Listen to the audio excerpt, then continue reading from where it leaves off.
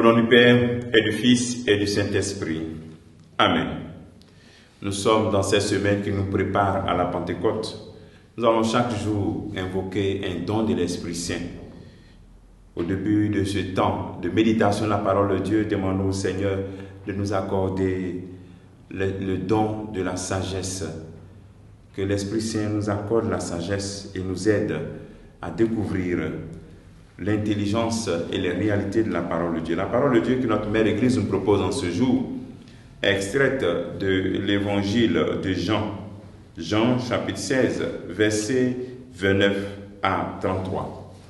En ce temps-là, les disciples de Jésus dirent: « Voici que tu parles ouvertement, et non plus en images.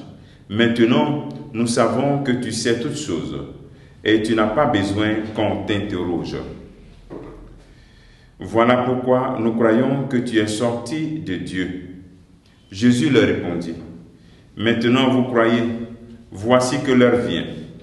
Déjà, elle est venue, où vous serez dispersés, chacun de son côté, et vous me laisserez seul. Mais je ne suis pas seul, puisque le Père est avec moi.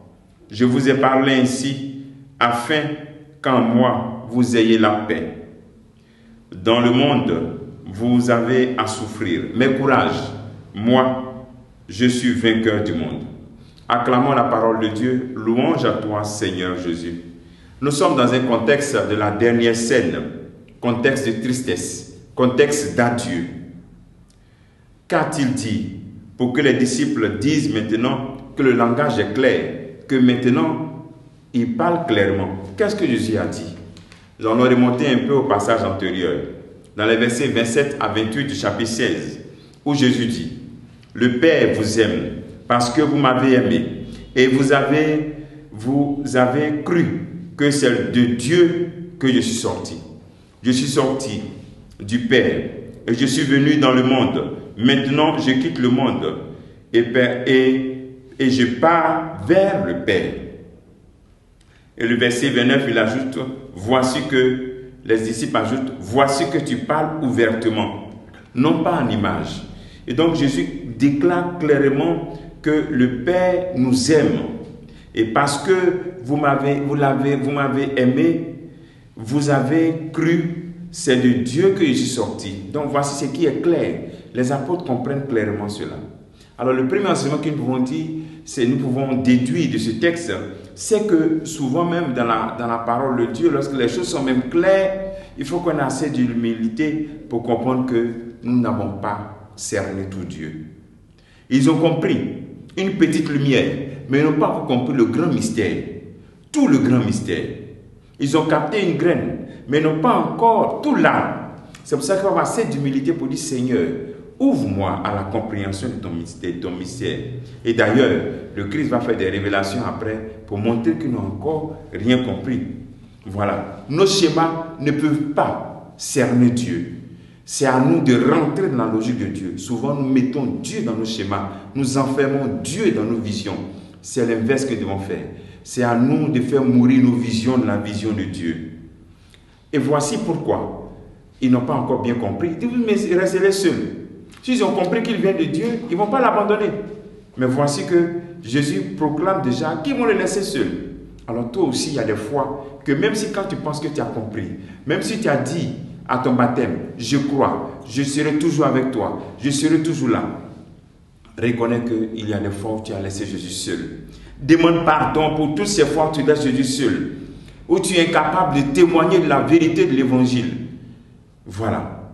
Et voici, il y a des fois où nous laissons Jésus souffrir seul.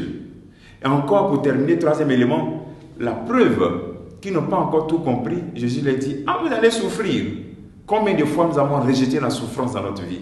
Combien de fois nous avons rejeté, nous avons murmuré, nous sommes pleins de Dieu. Quand nous avons un parent qui souffre, que nous prenons soin d'un malade et qui ne guérit jamais, et que sa situation s'empire de jour en jour. Combien de fois nous n'avons pas murmuré?